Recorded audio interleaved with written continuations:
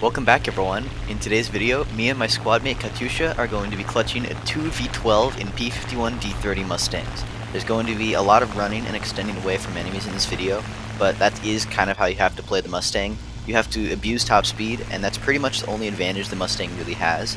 It's fast and has decent control at high speeds besides the rudder though. However, there is sort of a way around that. As long as you mirror the enemy plane's roll with yours, then the rudder becomes less of a pain to control. The P-51 is an okay plane when it's alone, but when you have a squad mate flying with you, the potential of this plane becomes huge. Anyways, I hope you guys enjoy, and this was a pretty awesome match. So, we start off by kind of turning away from the entire enemy team who is above us. The P-51 doesn't really have the best climb. It does become slightly better with altitude. This plane does have decent altitude performance and speed, but it just doesn't really compete with the low and medium altitude climb of every other like German and Russian prop. So yeah, I'm just extending away here, and there's going to be a lot of it in this match.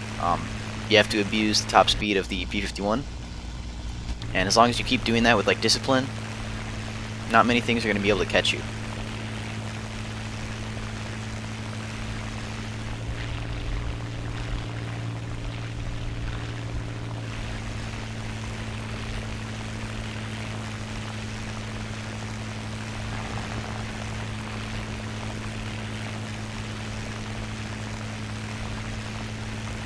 I'm just going to keep extending it until I'm higher than these guys. And right now I feel comfortable enough to where I can do a high yo-yo and turn around. And I will soon be above these guys once I get near them. I'm at about the same altitude as the Spitfire, and as I speed up, I'm going to have a bit more energy. Right now I'm telling the C-205 to dive, because if he dives and brings a couple of people with him, that's going to make my entrance here a lot easier, and it's going to make the fight a lot easier too. It's just, if he dives, people dive with him, and I can dive on them. So right now, it is very important for me to choose the right target. So instead of going for the Yak-3 and the Spitfire, I am going to wait, because if I choose the wrong target here in this scenario, I die. And that leaves me and, that leaves Katyusha alone with like 12 enemies. And I do not want to do that. So I'm waiting, and I see the G55 is going to pitch up, and so I'm going to pick one of the three enemies that are going to follow him here. First I start off by going for the Pyramirski, but I can't reach him, and I go for the next most dangerous plane, which is the Ak-9U. I take him out, and I do keep pitching up here. It is wasting a bit of energy, but I want to get out of the J-21's guns. I spiral up, and now I have a Pyramirski below me who is going to catch me. Katyusha calls out a Spitfire, and I'm looking around. I see on the mini-map, and that's my cue to just kind of leave, get out of there. And so what I'm going to do is I'm going to put my nose slightly down, and I'm going to extend away towards Katyusha, who has altitude now at this point. And I'm going to be faster than both of these guys. And yeah, all I have to do is just straight line it. However, I do have to avoid the Pyramirski's guns here. As you can see, his 50 cals reach a lot farther than I thought they would, but that's now something I know. Here Katyusha comes in, he head-ons the PM1, he dodges, and he makes a bit of an error here, I feel like. He got a bit too close to the Pyramirski and the Spitfire, but he is now forced to dive away. However, this does allow me to pitch up, do a loop, get some energy back, and now I have the high ground. And Katyusha is much faster than both of those guys down there who are following him, and he's pretty easily going to be able to run away. I call it the LA-7. There's Yak-3 over there, but he's dealing with a G55, and so I have altitude all by myself here. I'm asking him if he is able to run away from the Pyramirski, and I'm not going to really be able to help him with that because there is a J-21 and a Spitfire on my altitude. So at this point, I go for the Spitfire, and I'm going to be able to get one shot on the Spitfire before I go for the J-21. However, I can kind of tell here that he's going to be a suicidal commit head-on guy, and so I don't want any part of that. I need to stay alive if I want to help Katyusha. And for now, Katyusha is going to be out of the fight because a PM1 is behind him. It climbs better, but the only thing it has a disadvantage in his top speed. So until Katyusha hits the map border, I'm going to be alone with 3 or 4 guys. I see a Yak 3 as well in the distance over there. He's climbing back towards me. And right now what I'm going to do is I'm going to target the highest enemy and work my way down. As you can see in the chat, Katyusha does have an idiot behind him because he will not leave him. Right now I'm just going to keep my altitude advantage, and I'm going to wait to turn in because at this altitude turning is a lot harder, and this kind of prevents the J-21 from getting head on against me, and I do not want to really full commit head on against that guy. So I get severe damage, but it's not going to really be enough to take him out. And also, if I didn't wait to turn in there, he would have been able to get guns on me, and that's why I waited. I loop back over now, and this is just to finish off the J-21. It's a pretty easy shot from here. I set him on fire, take his wing off, and now I'm going to climb back up. There's an LA-7, a Yak 3, a Spitfire near me, and you're soon going to see another Yak 3. There he is, and he's at my altitude. However, I do have plenty of straight line speed here, so I'm going to convert that into altitude. I'm going to turn slightly horizontal away from the Yak 3 so it takes him more time to get to me, and since he's climbing, this means the energy difference is going to be a bit different. I'm telling Katyusha that he does have the G2 engine, the P-51 does at least, and at high altitude the P-51 has pretty good performance. However, Yak 3s don't really, so I can kind of use that against them here. Here comes another Yak 3, and right now I'm going to be basically juggling 2 to 3 Yaks at high altitude. Instead of diving down on this guy and fully committing, it is dangerous, but if I dive down too much, the other Yak 3 behind me is going to have an altitude advantage over me. So I want to be very careful in how I approach this situation, because Yak 3s can get energy out of nowhere, basically. They have really good acceleration, good climb rate, and they're just really scary planes to fight in general. So I'm just kind of maintaining my altitude.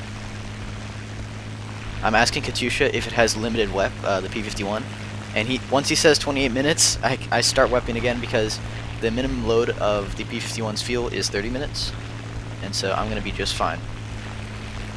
I thought it was going to be similar to like the Corsair's minimum WEP, which is like 10 minutes, so I wanted to make sure that I had enough to last the entire match, because this fight is going to take the entire match. Instead of diving on the Yak 3 there, I'm going to pitch back up. Luckily, Katyusha hits the map border, and he's going to be able to run away from the P-51 pretty handily here. Also, if you're wondering why Katyusha is chatting, he actually doesn't have a mic. However, he could hear my voice in the Discord while we were playing this match. The Yak 3 makes a pretty big error here. He just kind of gives me a free shot by going really slow. I take him out, and I'm thinking I could get both of the Yaks in one turn here.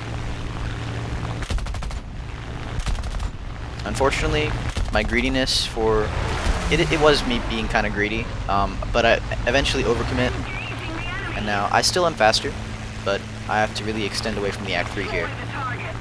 I'm going to extend in the direction of the Spitfire, because if I don't, the Spitfire is probably going to catch me, and I also want to try and get the Spitfire out of the match as quick as possible. Luckily, he doesn't commit to a head-on, and so I'm going to have one shot, and luckily I get it. So now I extend away from the Yak 3, and the Yak 3 does not see Katyusha coming in here. So Katyusha is going to have a pretty free kill, and this is where the match starts looking more in our favor. Because as soon as Katyusha kills the Yak 3 here, we have the altitude advantage except for the P-51. However, the P-51 is going to have to pick one of us. I'm going to leave Katyusha's point of view in here until the P-51 dies. I'm going to ignore the Spitfire for now, even though I am pitching down for him. I'm going to ignore him because we have to deal with the PM1 first. I'm going to go to the right, or to the PM1's left, and Katyusha is going to gain altitude. And whoever he chooses, the person that isn't being attacked by the PM1 is going to kind of gain altitude and energy, and then attack him from behind.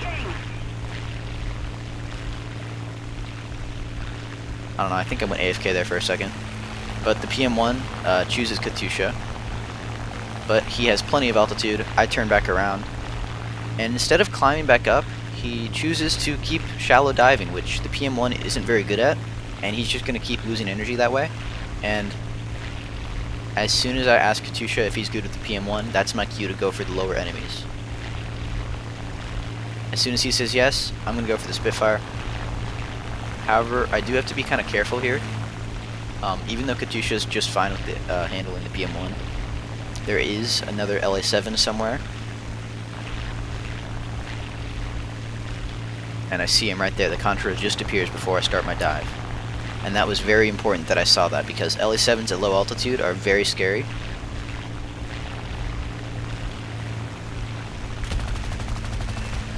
Katyusha takes the PM1 out. And then he says he wants to go for the LA-7 here, but I'm telling him that I have him solo here because I am above his supercharger switch. And he says, "You sure?" I say yeah, and I tell him to go for the Spitfire.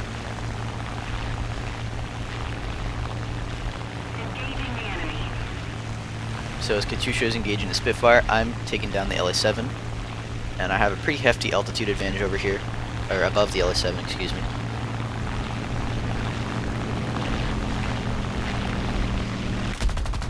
Luckily, LA-7s are pretty fire prone, and especially against 50 cals.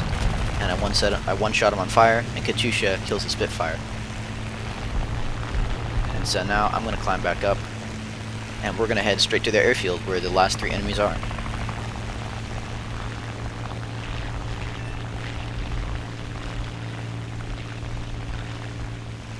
So fast forwarding here just a bit, Katyusha is above their airfield, and I'm on my way over.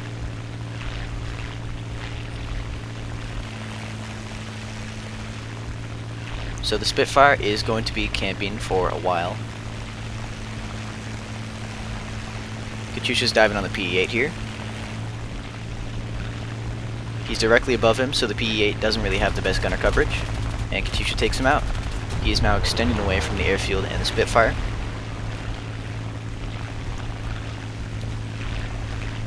And shortly I'm going to ask him how much ammo he has, and he's going to say he has more than me, which is perfect because I'm higher than him, so I can cover, and he's going to have more ammo to shoot ground targets and get our ticket advantage.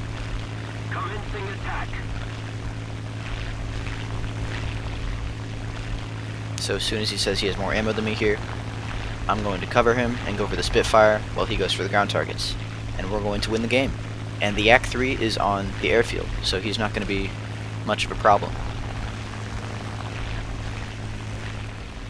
So fast forwarding just a bit more here. Ignore the salt in chat, but I am above the Spitfire, and I'm out of range of the AA. And the Spitfire is kind of trying to bait me down here. And this is where he makes a mistake. So he's too high to get airfield coverage, and he's too slow to really be able to dodge me, and he turns directly below me. So I'm going to have a free pass or two to kill the Spitfire here.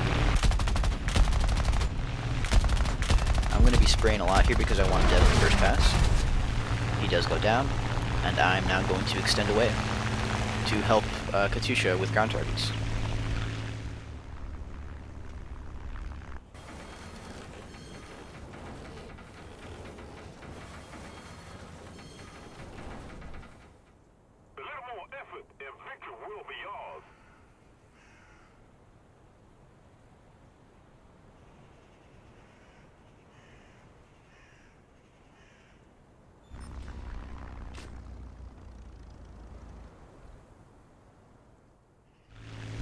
So I'm now above my team's airfield, and the Yak-3 was not fast enough to catch Katyusha before he respawned. And so I'm going to be kind of boom and zooming him before the match ends. We both turn on our smoke. Luckily I do have just enough fuel to last to the end of the match. I'm not really going to have to worry about that. I loop back up because I have, I'm going actually too fast to be able to hit him here. And this guy was pretty good at defensive flying in the Yak. I turn to go for him again here. He dodges under and then back around, and I'm not able to hit that. So I just extend away. For some reason my cursor doesn't really go back to where it was supposed to point. but that's okay. I'm much faster than them anyway. And victory will be ours.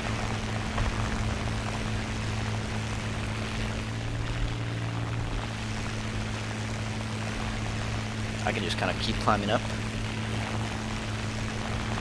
I'm going to turn away from him here, because if I turn back into him, he could pitch up for the stall shot and probably kill me. The Yak-3s are extremely dangerous. And this is about where the match ends. And since we have ticket advantage, we do win. This was a pretty crazy game. Probably one of the best I've played with a teammate in a really long time. Maybe even better than the Hornet clutch I had with Armax. I just hit the Yak-9, but it's not enough to set him on fire. And since it's like 5 seconds left, I'm just gonna spiral up with him. I definitely would have dodged this here.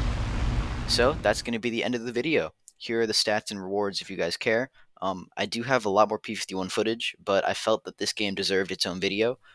Also, I'm not really one to ask for subs, but I am only a couple off of 500 by the time I am making this video, so it would be really awesome if you guys could hit the sub button. Anyway, thank you guys for watching, and I will see you in the next one. Peace out.